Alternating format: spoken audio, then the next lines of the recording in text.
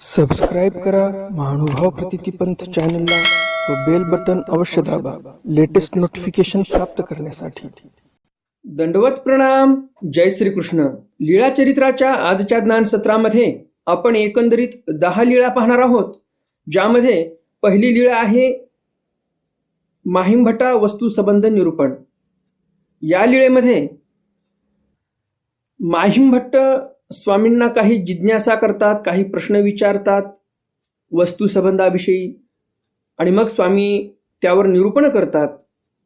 म्हणजेच काय, एकंदरीत सांगायला गेलं तर परमेश्वराचा जिथे संबंध झाला ती जागा कितपर्यंत आपण पवित्र मानली पाहिजे, त्याची खोली किती असली पाहिजे किंवा खोली किती असते, परमेश्वर जिथे बसलेत, जिथे स्थान आहे आपलं, त्या स्थानाच्या खाली किती फुटापर्यंत परमेश्वराने शक्ती निक्षेप केलेला असतो, ते सामर्थ्य किती फुटापर्यंत असते, हे सर्व सविस्तर स्वामी माहिमभट्टांना सांगतात। किती फुटापर्यंत म्हणण्यापेक्षा कुठपर्यंत असते असं म्हणलं तर योग्य होईल, कारण स्वामी माहिमभट्टांना तेच सांगणार आहेत की परमेश्वराचं निक्षेपलेलं सामर्थ्य किती खोलीपर्यंत जाते हे स्वामी सांगणार आहेत। फूट वगैरे एकदम ॲक्युरेट असं काही सांगणार नाहीत देव, तर नेमकं कुठपर्यंत सामर्थ्य जाते हे तुम्हाला आजच्या ज्ञान सत्रातील पहिल्या चरित्रामध्ये समजणार आहे। हा विषय अत्यंत महत्वाचा आहे आणि त्यामुळे आजचा व्हिडिओ सर्वांनी ध्यान देऊन, लक्ष देऊन शेवटपर्यंत पाहावा, म्हणजे सर्व विषय तुम्हाला सविस्तर समजतील। आजच्या ज्ञान सत्रातील दुसरे चरित्र आहे वटपत्राणयनी माहिमभट्टा कोपणे। स्वामी माहिमभट्टाला कोपतात। कशामुळे कोपतात? वटपत्राणयनी, वटाचे पाने म्हणजेच वडाचे पानं आणलेली आहेत माहिमभट्टांनी आणि त्यावर स्वामी कोपतात। वास्तविक पाहायला गेलं तर स्वामींनीच पानं आणायला सांगितले होते। मग स्वामींनी सांगितलेलं काम केल्यानंतर माहिमभट्टावर देव का कोपले हे तुम्हाला दुसऱ्या चरित्रामध्ये समजणार आहे। तिसरे चरित्र आहे माहिमभट्टा अन्य सामग्री निषेध। स्वामींनी माहिमभट्टांना अन्य सामग्रीचा निषेध केलेला आहे। पुढे स्वामी भोकर येथे जातात, महालक्ष्मी येथे अवस्थान होते, बेलोपूरला जातात म्हणजेच आताचं बेलापूर, नंतर देव वनदेवला जातात, पुढे तृण मोडणे हे पण चरित्र आपण पाहणार आहोत। त्याचबरोबर तुम्हाला आजच्या ज्ञान सत्रामध्ये औसांनी नेमका काय पराक्रम केला तो आजच्या ज्ञान सत्रामध्ये तुम्हाला समजणार आहे। असा पराक्रम आहे की आपलंही मन दुःखी होऊन जाईल। काय नेमका पराक्रम केला औसांनी हे माहिती करून घ्यायचं असेल तर व्हिडिओ शेवटपर्यंत पहा। सेनी उपरतने हेही चरित्र आपण पाहणार आहोत आणि बेलोपुरी आदित्य अवस्थान, पुन्हा देव बेलोपूरला आदित्याच्या मंदिरामध्ये येतात, तिथे राहायला लागतात, ही चरित्र आपण पाहणार आहोत। आणि आजच्या ज्ञान सत्रातील शेवटचं चरित्र म्हणजे वायो निरूपण। या चरित्रामध्ये देव माहिमभट्टांना निरूपण करतात। माहिमभट्टांनी काही प्रश्न केलेले असतात की ही वायू कोणाला वश आहे, मग पुढं हे जे वश होण्याचा प्रकार आहे कुठपर्यंत आहे, कसं आहे, मग देव त्यांना सांगतात की वायू कोणाच्या वश आहे, मग वायू ज्याच्या वश आहे ती देवता कोणाच्या वश आहे, वगैरे वगैरे असे प्रश्न वाढतात। पुढे देव त्याला सविस्तर उत्तर देतात। तर असे एकंदरीत 10 चरित्र आपण आजच्या ज्ञान सत्रामध्ये पाहणार आहोत। 10 चरित्र आहेत, परंतु चरित्र छोटे असल्यामुळे जास्तीत जास्त 30 ते 40 मिनिटाच्या आत आपलं आजचं सत्र समाप्त होणार आहे। नेहमीच्याच प्रमाणे तुम्हाला आजचंही ज्ञान सत्र नक्कीच आवडणार आहे आणि त्यामुळे लगेचच्या व्हिडिओला लाईक करा आणि जास्तीत जास्त आपल्या वासनिक मंडळीपर्यंत हा व्हिडिओ शेअर करा, म्हणजे त्यांनाही या ज्ञानाचा लाभ होईल। तर मग जास्त उशीर न करता चला तर आज काही नवीन ज्ञानार्जन करूया। दंडवत हो। मी ईश्वरदास महानुभाव सर्वांचं स्वागत करतो आपल्या महानुभाव प्रतितीपंथ या युट्यूब चॅनलमध्ये। आजच्या ज्ञान सत्रातील लीळा क्रमांक आहे लीळा चरित्र उत्तरार्ध, लीळा क्रमांक 576। माहिमभट्टा वस्तू संबंध निरूपण। स्वामींनी माहिमभट्टांना वस्तू संबंधाविषयी निरूपण केलेलं आहे। वस्तू म्हणजे काय तर परमेश्वराचं जे स्वरूप आहे ते परमेश्वराचं स्वरूप जिथे संबंध देते, परमेश्वराच्या स्वरूपाच्या संबंधित ज्या वस्तू आल्या किंवा एखाद्या ठिकाणी देव जाऊन बसले, तिथे परमेश्वराच्या स्वरूपाचा संबंध झाला, तर त्या जागेवर परमेश्वराचा संबंध कसा कार्य करतो, कुठपर्यंत सामर्थ्य असते, त्याचं क्षेत्रफळ किती असते, वगैरे वगैरे सर्व प्रश्न माहिमभट्ट विचारतात आणि त्या सर्व प्रश्नाचं उत्तर स्वामी इथे देतात। आणि म्हणून व्हिडिओ अत्यंत महत्वाचा आहे, व्हिडिओ शेवटपर्यंत पहा। येळी मार्गी माहिमभट्टा गोसावियांची भेटी झाली, दंडवते घातली श्रीचरणा लागले, मग गोसावियांसी मार्गी वडातळी आसन झाले। कालच्या ज्ञान सत्रामध्ये आपण पाहिलं त्या येळीच्या रस्त्यावरच स्वामींची आणि माहिमभट्टांची भेट झाली आणि अशी भेट झाल्यानंतर माहिमभट्टांनी दंडवत घातले, माहिमभट्ट स्वामींच्या पाया पडतात आणि मग रस्त्यानेच एका झाडाखाली देव बसलेले आहेत आणि तिथे मग क्षेम वार्ता चालू होते. मग माहीमभट्टी श्रीप्रभूच्या प्रसादाच्या कुस्करियाची पोटळी गोसावियासी दर्शना केली, गोसावी नमस्करिली. यावरी माहीमभट्टी पुसले, जी जी परमेश्वराच्या संबंधा गेले जर चेतन पदार्थ ते कापा नमस्करावे. हा वृत्तांत कालच्या चरित्रामध्ये आलेलाच आहे की माहीमभट्टांनी जे काही प्रसादाची पोटळी आणली होती, लाडूचा कुस्करा होता, त्याच्यामध्ये लाडूंचा भुगा होता, काही श्रीप्रभू महाराजांचा प्रसाद होता तो. त्या पोटळ्या म्हणजे जे काही गाठोडं होतं प्रसादाचं ते स्वामींच्या हातामध्ये दिलेलं आहे माहीमभट्टांनी. गोसावी नमस्करिली, स्वामींनी त्या प्रसादाला नमस्कार केला. अन्य संप्रदायामध्ये आपण जर पाहिलं तर तुम्ही पहा, त्यांच्या हातामध्ये जर आपण प्रसाद दिला, प्रसाद म्हणजे जे आपण खातो तो प्रसाद, नाही तर तुम्हाला वाटायचं देवपूजेतला प्रसाद का, तर देवपूजेतला प्रसाद नाही. प्रसाद म्हणजे जे काही कोणी नारळ फोडते, पेढा आणते देवाला, लाडू आणते, तर हा प्रसाद लोक वाटत असतात. तर तो प्रसाद जर तुम्ही अन्य संप्रदायाच्या लोकांच्या हातामध्ये दिला तर ते अन्य संप्रदायातील लोक त्या प्रसादापुढे नतमस्तक होतात, नमस्कार करतात त्या प्रसादाला हातामध्ये घेऊन. आणि मग जो काही प्रसाद असेल, नारळ असेल, खडीसाखर असेल, पेढा असेल, लाडू असेल, तर ते नंतर खातात. म्हणजे त्या प्रसादाविषयी एवढे विनतकंदर असतात ते लोक.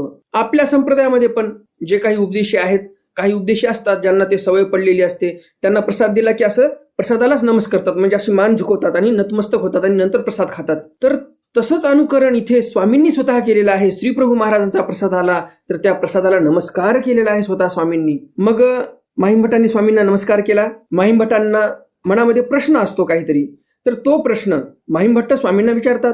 माहीमभट्ट म्हणतात, परमेश्वराच्या संबंधित जे काही जडचेतन पदार्थ असतात त्या पदार्थाला आपण नमस्कार करतो, पण नेमकं त्यामागचं कारण काय, कशामुळे आपण नमस्कार करतो, हा प्रश्न माहीमभट्टांनी स्वामींना विचारला.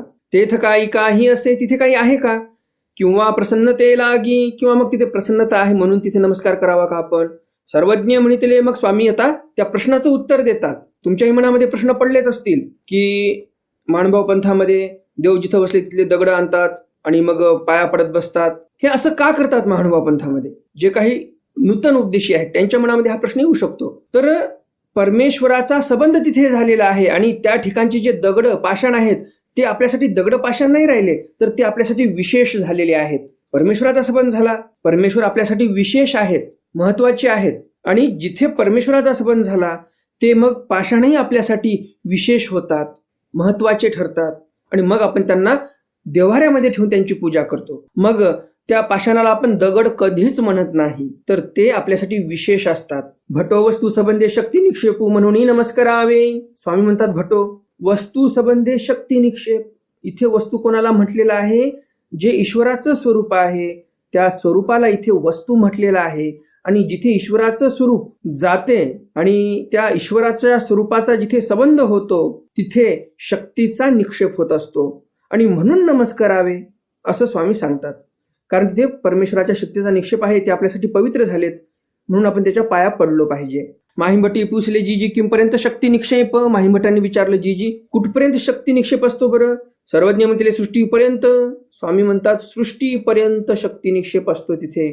तो निक्षेप संहारी काढे. ज्यावेळेस महासंहार होतो त्यावेळेस तिथली शक्ती काढून घेतात परमेश्वर, किंवा पाठभेदानुसार अवांतर संहारी काढतात असंही बोलल्या जाते. अवांतर संहार म्हणजे काय, मध्यंतरीच होऊन जातो, त्याला अवांतर संहार म्हणतात.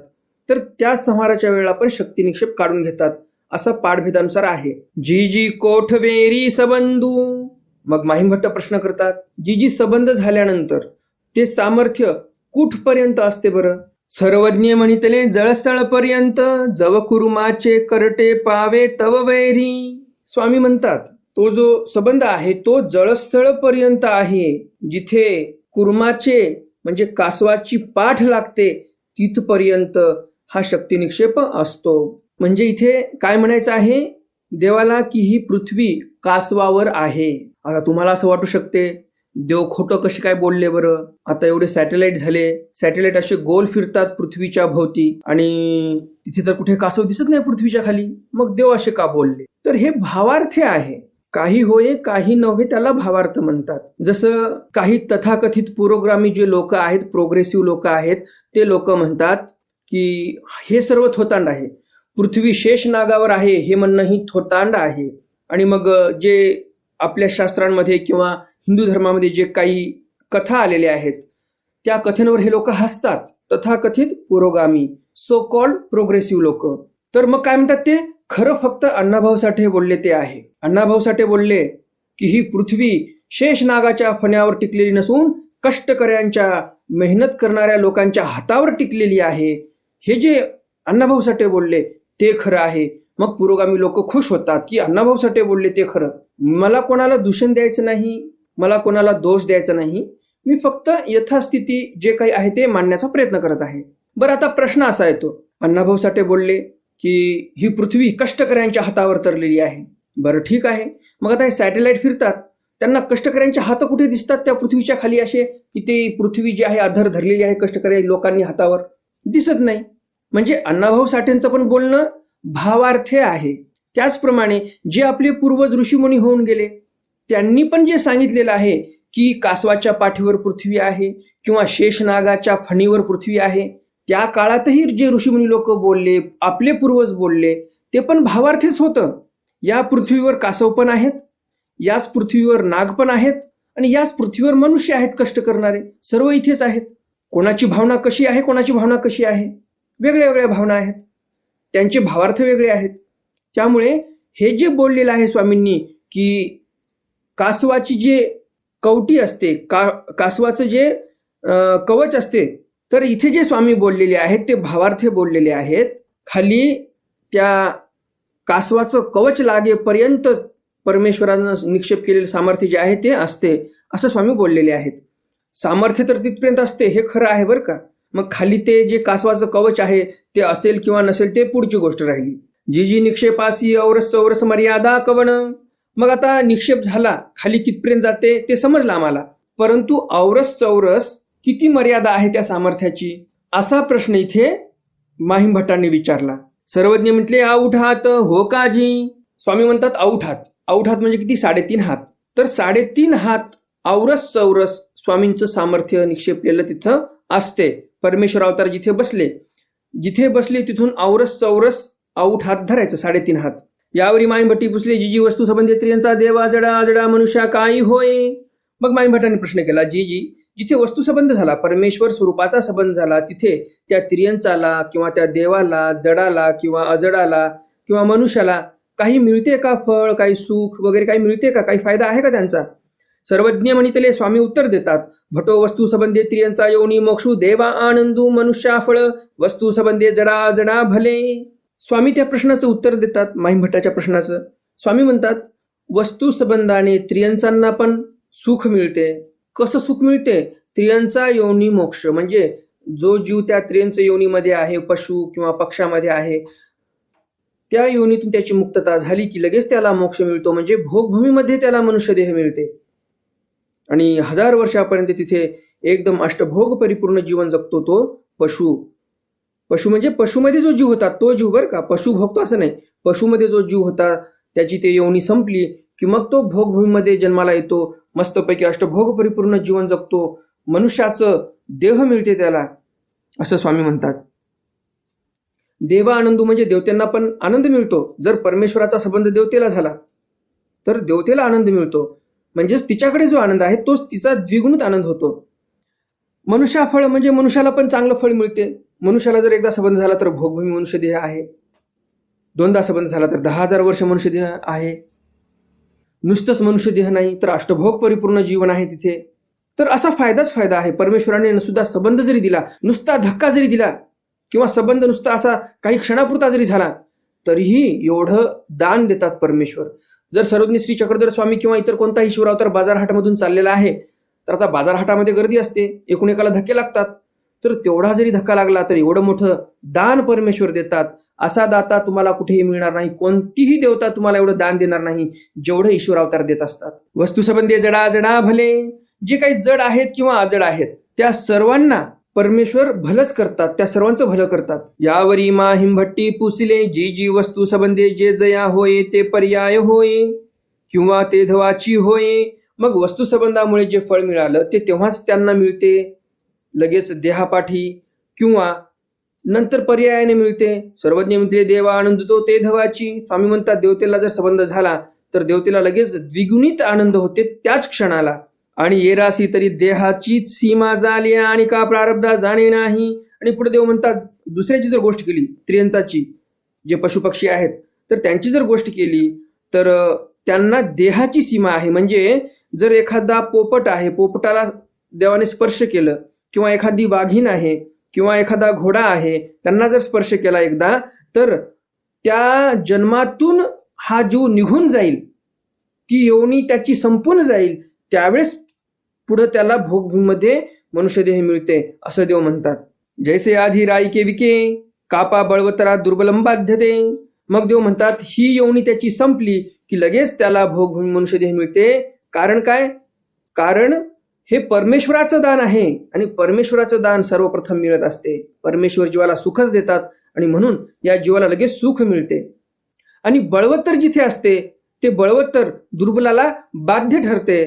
जे दुर्बल त्याचे कर्म आहेत त्याला बाजूला सारते हे प्रबळ असं देवाचं दान आणि त्या जीवाला सुखप्राप्ती करून देते असं देव म्हणतात. म्हणून हो काजी.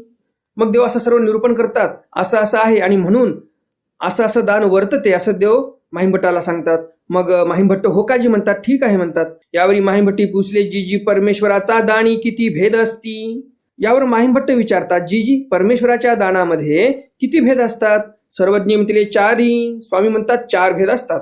परमेश्वरापासून चतुर्विध दान आती. स्वामी म्हणतात परमेश्वरापासून 4 प्रकारचं दान वर्तते. जी ते कवण. माहिमभट्ट म्हणतात जी असं ते दान कवण म्हणजे कोणतं आहे. सर्वज्ञ म्हणितले स्वामी म्हणतात लीळा दान वस्तू संबंध एक घेऊन एक देती कैवल्य दान. मग स्वामी इथे दानाचे प्रकार सांगतात. पहिलं दान म्हणतात लीळादान. लीळादान कशाला म्हणतात? जे अनार्जित आहे, जे या जीवानं जोडलं नव्हतं परंतु देवाने ते पूर्ण दातृत्व केलेलं आहे, त्याला लीळादान म्हणतात. कर्माचं अर्जकत्व नव्हतं त्या जीवाचं तरी पण ते दान देतात देव. अनार्जित दान कशाला म्हणतात सविस्तर मी तुम्हाला ह्यापूर्वी एका व्हिडिओमध्ये सांगितलेलं आहे. हे लीळादान किंवा अनार्जित दान कशाला म्हणतात हे मी तुम्हाला उदाहरणासह या अगोदर सांगितलेलं आहे. जोडलेले नसताना देव कसे देतात, नेमकं कारण काय आहे त्यामागे, हे फार मोठा विषय आहे. तर हा विषय मी तुम्हाला उदाहरण देऊन सांगितलेला आहे. जर कोणा दर्शकाला आठवत असेल तर उदाहरण देऊन हे अनार्जित दान कसं आहे नेमकं, आणि खरंच ते अनार्जित आहे का, काहीच अर्जकत्व नसताना देव देतात का, नेमकं आहे तरी काय, हे कमेंट बॉक्समध्ये कमेंट करा जर कोणाला आठवत असेल तर. मी आता ते दान कसं असते काय नाही सर्व उदाहरणासह सांगितलं असतं, परंतु मला पाहायचं तुमच्या लक्षात आहे की नाही. आणि आपल्याला आज 10 चरित्र पूर्ण करायचे आहेत आणि एका चरित्रामध्येच एवढा वेळ गेला आपल्या. आता पुढचे चरित्र छोटे छोटे आहेत, आपण 10 चरित्र पूर्ण करणारच आहोत. तर कमेंट करा लवकर, अनार्जित दान म्हणजे काय, नेमकं कसं असते काय नाही. वस्तू संबंध. आता मी जे संबंध दान सांगितलं तुम्हाला, देवाचा संबंध जरी झाला तर अष्टभोग परिपूर्ण जीवन 1000 वर्षासाठी भोगभूमीमध्ये मिळते. ही भोगभूमी म्हणजे अमेरिका, इंग्लंड, युरोप हे नाही बरं का. भोगभूमी ही वेगळी आहे. मेरू पर्वताच्या पायथ्याला पाताळ लोक आहे आणि तिथे हे सर्व दातृत्व वर्तते.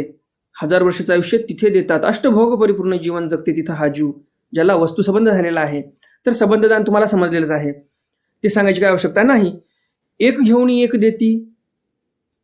एक घेऊनी म्हणजे काय, त्याने जे अर्जकत्व जोडलेलं आहे ते कर्म घेऊनी, जे सिद्ध फळ देण्यासाठी योग्य आहे जो जीव, त्याचा ते लेप घेऊन देव त्याला दातृत्व देतात, म्हणजे दान देतात. काय द्यायचं ते त्याला ग्रहणादान म्हणतात.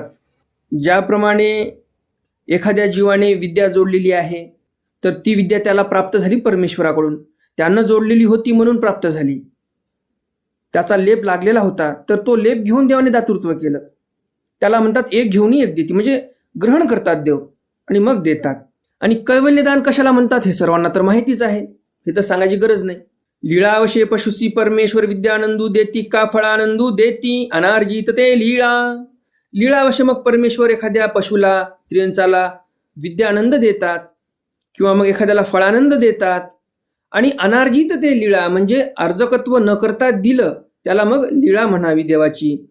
यावरी माहिमभट्टी पुसले. माहिमभट्ट विचारतात जी परमेश्वराचे दान किती प्रकारे वर्तती. परमेश्वराचं दान किती प्रकाराने वर्तते. सर्वज्ञ म्हणतील चतुर्विधा परी. स्वामी म्हणतात चतुर्विध प्रकारे परमेश्वराचं दान वर्तत असते. जी 4 प्रकार ते कवन. मग माहिमभट्ट म्हणतात जी 4 प्रकार ते कवन. म्हणजे तुम्ही विचार करा, माहिमभट्ट किती विद्वान आहेत, किती जिज्ञासक आहेत, किती प्रश्न निर्माण होतात त्यांच्या मनामध्ये. एका चरित्रामध्ये एवढं ज्ञान तुम्हाला कुठेतरी मिळालं का?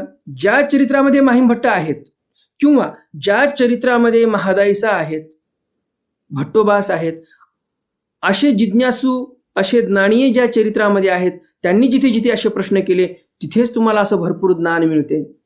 तर इथे माहिमभट्ट आहेत या चरित्रामध्ये, म्हणून एवढं ज्ञान तुम्हाला एका चरित्रात मिळालेलं आहे. तर माहिमभट्ट म्हणतात 4 प्रकार ते कवन. मग स्वामी म्हणतात दृक स्पर्श आळापू अंतकरण. दृक म्हणजे दृष्टीने दान देतात देव, स्पर्श म्हणजे स्पर्श झाल्यानंतर दान देतात, आळाप म्हणजे कोणाशी संवाद करतात आणि त्याला आनंद देतात किंवा दान देतात, अंतःकरण म्हणजे अंतःकरणातूनच सरळ त्याला दान देतात, अंतःकरणाचं कनेक्शन अंतःकरणासोबत, असं हे दान वर्तते असं देव म्हणतात. उत्तरार्ध लीळा क्रमांक 577. वटपत्राणे माहिमभटा कोपणे. माहिमभटांना वटपत्र म्हणजे वडाचे पान आणायला सांगितले, देवानेच सांगितले, पण देवच कोपतात नंतर. काय कारण होतं बरं यामागे? समोर पाहूया. गोसावियांसी आरोगणेचा समोज आला. स्वामींची जेवणाची वेळ झालेली आहे. माहिमभटा ते म्हणितले. माहिमभटाला देव म्हणतात पैल वडाची एका सात्रेयाची पाने घेऊन या. माहिमभटाला देव म्हणतात की पलीकडे जे वडाचं झाड आहे त्या वडाच्या झाडाची पानं घेऊन या, 1 पत्रवाळी होईल एवढेच पानं आणा. माहिमभट्ट गेले. ते पाने बहुते घेऊन आले. भरपूर पानं वडाची घेऊन आले माहिमभट्ट. गोसाविया पुढा ठेविली. स्वामींपुढे ठेवली ते पानं सर्व. गोसावी 7 पानाची पातळी आकारली. स्वामींनी फक्त 7 पानाची 1 पत्रवाळी आकारली, म्हणजेच असा आखाटा देऊन 1 पत्रवाळी अशी तयार केली, फक्त असे पानं जोडून जोडून. सर्वज्ञ म्हणते ये लागली. स्वामी म्हणतात एवढे पानं आम्हाला लागतात, ये न लगती, बाकीचे पानं आम्हाला लागत नाही. तरी ये मागीला तू घाली जेती. माहिमभट्ट म्हणतात मग असं आहे का? तर मग आता हे जे पानं तोडून आणले, पाप तर झालं, आता त्या झाडाला तर दुःख झालं, पाप लागलं मला, आता हे पाप मागीला तू घाला. म्हणजे दीक्षा घेण्याच्या अगोदर मी जसा होतो ना, त्या काळामध्ये पानं तोडलं तरी काही वाटत नव्हतं ना, तर त्या खात्यामध्ये जमा करा. माझ्या जे दीक्षा घेण्याच्या अगोदरचं खातं आहे, त्यावेळेस मी जे काही पाप पुण्य केलेत त्या जमा खात्यामध्ये माझं हे आताचं पाप जमा करा. दीक्षा घेतल्यानंतर हे पाप नका लावू, कारण की दीक्षा घेतल्यानंतर याचं मला जास्त पाप लागेल. म्हणजे माहिमभट्ट बघा किती हुशारी करतात इथे, म्हणजे किती हुशारपणा इथे माहिमभट्ट देवाला दाखवतात. पुढे मग देव काय म्हणतात? सर्वज्ञ म्हणितले तैसे कागा होईल. स्वामी म्हणतात अरे असं कसं काय चालते, असं नाही होणार. ये मागीला तू न पडती. आता मागल्यामध्ये नाही पडणार हे, आता दीक्षा घेतल्यानंतरच हे तुम्हाला पाप लागणार आता. मग गोसावी अशी ते आरोगणा झाली. देवाला तिथे आरोगणा झाली. गुळा झाला विडा झाला, गुळा झाला विडा झाला. मग गोसावियांसी येळी येसी वस्ती झाली. मग स्वामी येळी येथेच मुक्काम करतात. उत्तरार्ध लीळा क्रमांक 578. माहिमभट्टा अन्य सामग्री निषेध. माहिमभट्टांना स्वामींनी अन्य सामग्रीचा निषेध सांगितलेला आहे. येळी येहुनी मार्गी जाता माहिमभट्टी पुसले. जी जी गोसावियाचा मार्गी प्रवर्तले तेणे येथीच्या उपयोगा जाये ऐसी कवन सामुग्री अभ्यासावी जी. येळीहून देव निघाले. माहिमभट्टांनी लगेच प्रश्न केला. माहिमभट्ट विचारतात जी ईश्वर धर्माला जे प्रवर्तले लोक आहेत त्यांनी कोण्या सामग्रीचा अभ्यास करावा? जे ईश्वरासाठी अनुसरले त्यांनी कोण्या सामग्रीचा अभ्यास करावा, कोणती सामग्री उपयोगाला जाईल? म्हणजे माहिमभट्टांना काय म्हणायचं होतं? ज्योतिषशास्त्र, अंकशास्त्र, वास्तुशास्त्र, जे काही शास्त्र आहेत असे, तर अशी जी सामग्री आहे या शास्त्रांमध्ये कोणती अभ्यासावी या साधकांनी, असा प्रश्न माहिमभट्टांनी केला. सर्वज्ञ म्हणले. स्वामी म्हणतात भटोजीवी सामग्री असली तरी ईश्वरी उपयोगानं वचायचे काही असे, परिपोरा जीवा कवणी सामग्री न व्हावी. मग देव म्हणतात पोरा, या जीवाजवळ जर कोणती सामग्री असेल तर ती सामग्री ईश्वराच्या उपयोगात जाणार नाही असं काही आहे का? सर्व सामग्री उपयोगाला जाईल परमेश्वराच्या, परंतु की या सामग्रीमुळे हा जो जीव आहे अनुसरलेला, हा धर्मापासून जाऊ शकतो. आणि म्हणून देव म्हणतात परिपोरा जीवा कवणी सामग्री न व्हावी. सामग्री तर उपयोगाला जाईल, परंतु या अनुसरलेल्या पुरुषाने कोणतीच सामग्री प्राप्त करून ठेवू नये, प्राप्त करू नये. ज्योतिषशास्त्र नको, कोणतं वास्तुशास्त्र नको, अंकशास्त्र नको, हा खडा घाला, तो खडा घाला, पंचांग बघा, अमकावार तमकावार, अंगठी धुवा, अंगठीला आवाहन करा, हा खडा धारण करा, असं काहीही नको. स्पष्टपणे देव निषेध करतात त्याचा. मग माहिमभट्ट म्हणतात जी ते कापा. हे असं कशामुळे बरं?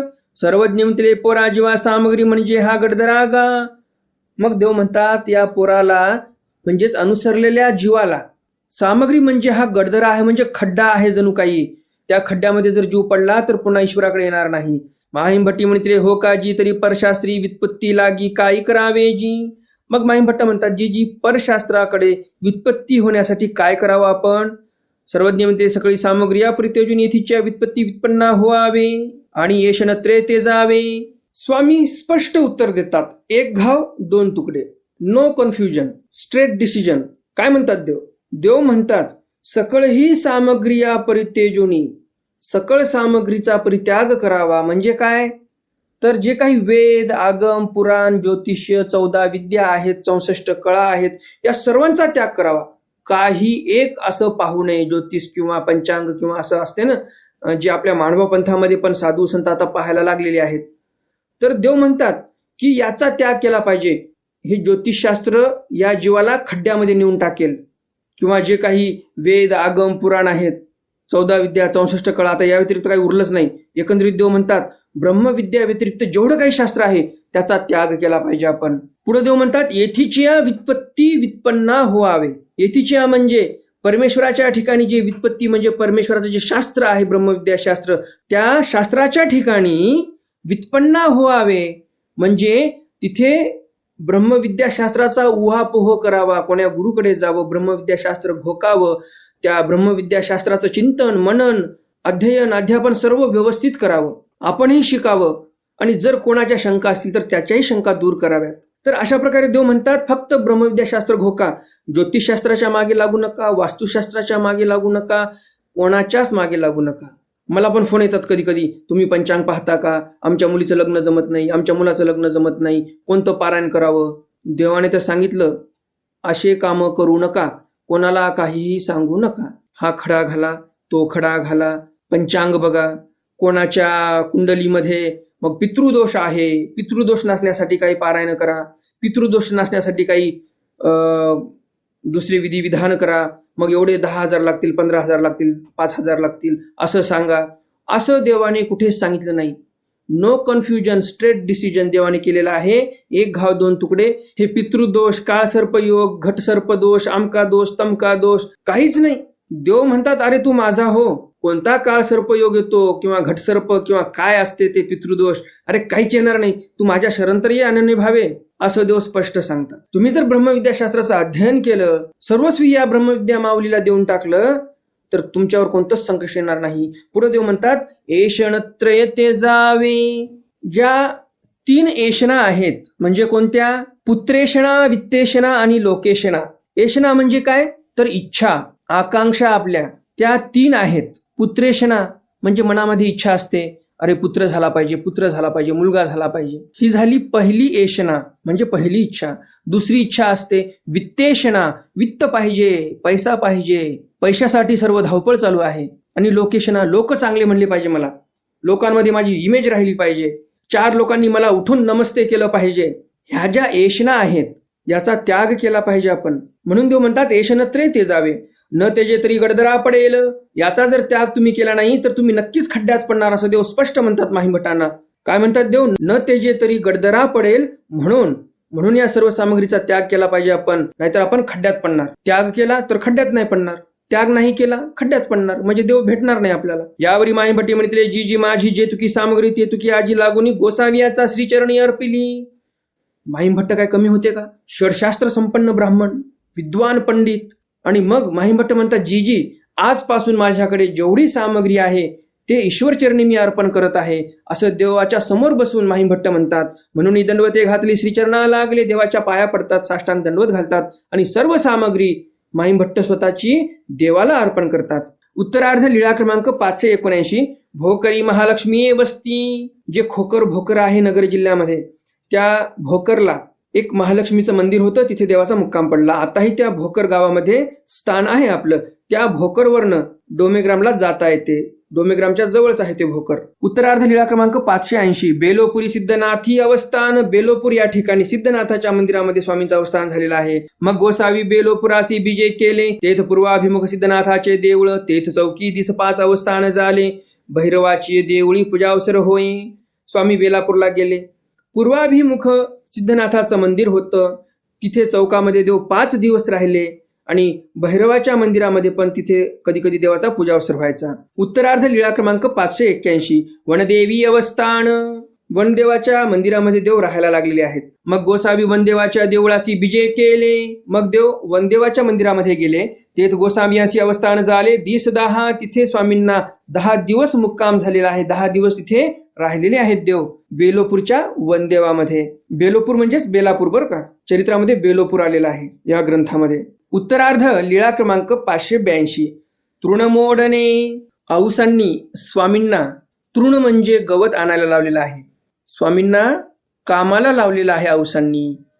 बघूया नेमकं कोण्या प्रकारचं काम आहे ते आणि औसांनी का काम सांगितलं ते समोर पाहूया.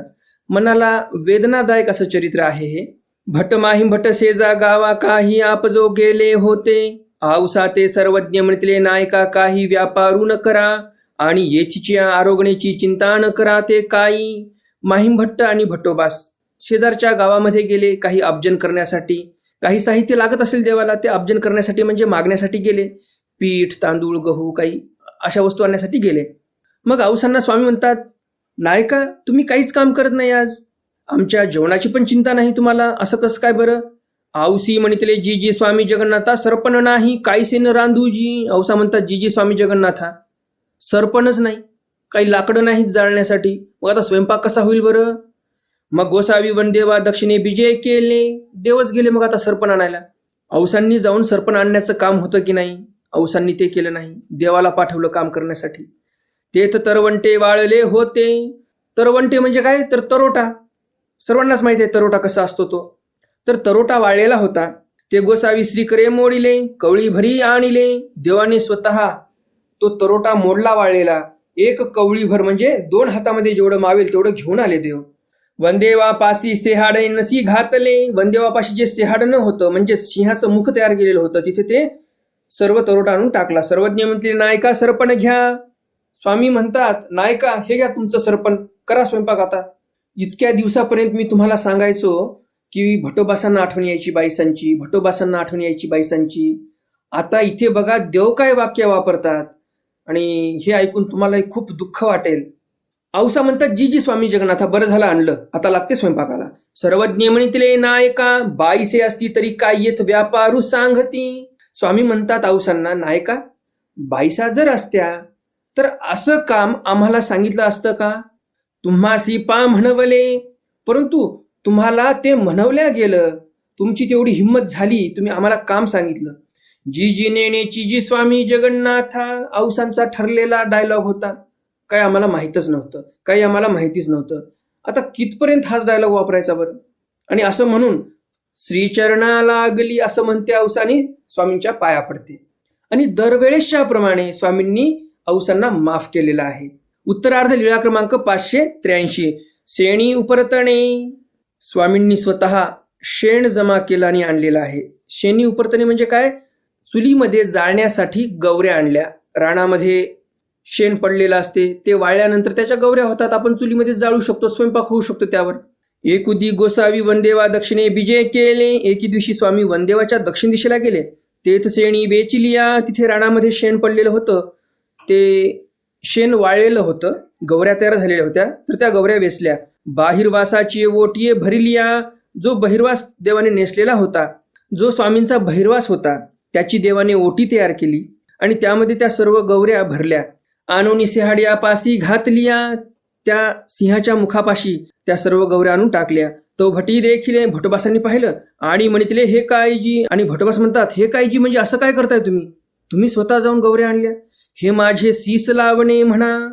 भटोबास म्हणतात की स्वतः स्वामींनी काम करावं मी असताना, म्हणजे हे माझं सीस लावण्यासारखं आहे, म्हणजे जणू काही माझी मुंडी उडवल्यासारखं आहे, माझी मान कोणीतरी कापून टाकली, शिर धडा वेगळं केल्यासारखं मला वाटत आहे.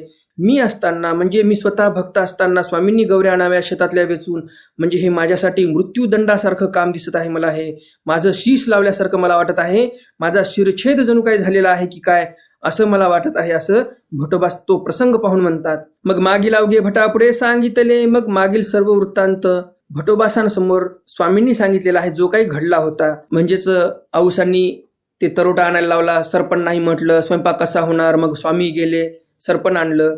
तर हा प्रसंग जो घडला पूर्वी तो सर्व प्रसंग स्वामींनी भटोबासांना सांगितलं. मग भट औसावरी कोपले, मग भटोबास औसावर भयंकर कोपतात. मग भटी गोसावियासी कापड मादने दिधले, मग भटोबासांनी स्वामींना कपडा ओला करून मादने दिलेला आहे, त्याला कापड मादने म्हणतात.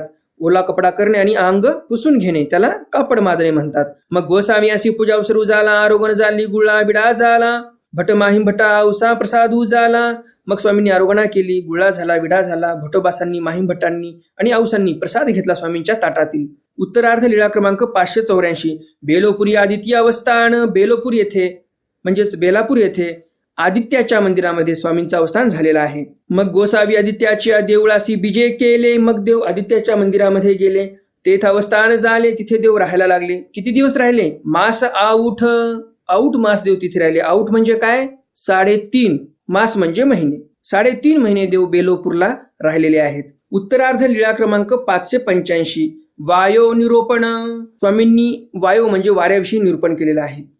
गोसावियांचे आदित्याच्या देवळी रिगता उजव्या हाता सोंडीवरी पूर्वाभिमुख आसन असे. स्वामींना आदित्याच्या मंदिरामध्ये रिगता उजव्या हाता सोंडीवर आसन होतं. जे सोंड तयार केलेली होती मंदिरात प्रवेश करताना, त्या सोंड्यावरच देव बसलेले आहेत. गोसावियापाशी माहीम भट्ट असती, वारा वाजतू होता. स्वामींपाशी माहीम भट्ट बसलेले होते, वारा वाजत होता. तो पहिला कडोनी वाहटुळ भवंत भवंत येत होती. पलीकडून एक वाहटुळ येत होती, भवत भवत म्हणजे गोल फिरत फिरत अशी वाहटुळ येत होती. माहीम भट्टी पुसले, जीजी हा वारा के वसे. माहीम भट्ट विचारतात स्वामींना की जीजी हा वारा कोणाच्या वश आहे बरं? सर्वज्ञ म्हणितले हे अन्य वसे. स्वामी म्हणतात हा वारा अन्य वसे म्हणजे वरच्या देवतेच्या वश आहे. म्हणजेच जी युगाधिष्ठात्री देवता आहे तिच्या अधीन हे वारा आहे. जी जी ते किम वसे. मग पुन्हा माहीम भट्ट म्हणतात मग ती देवता कोणाच्या वश आहे? ते अन्य वसे.